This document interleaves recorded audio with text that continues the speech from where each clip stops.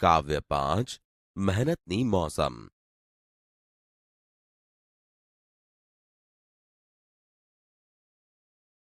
કવિ પરિચય. બાળ દોસ્તો, મહેનતની મોસમ કાવ્યના કવિ શ્રી નાથાલાલ દવે છે. તેમનો જન્મ અમરેલી જિલ્લાના ભુવા ગામમાં 3 જૂન 1912માં થયો હતો. તેમનું મૃત્યુ 25મી ડિસેમ્બર 1993માં થયું હતું. કવિ શ્રી નાથાલાલ દવેએ શિક્ષણ ક્ષેત્રે શિક્ષક, આચાર્ય તેમજ શિક્ષણાધિકારી તરીકેની સેવાઓ આપી હતી. કાલિંદી, જાહ્નવી, અનુરાગ, પિયાબિન એમના કાવ્ય સંગ્રહો છે. નર્મમર્મ અને કટાક્ષજનિત હાસ્યથી ગુજરાતી કવિતાને એમણે સમૃદ્ધ કરી છે.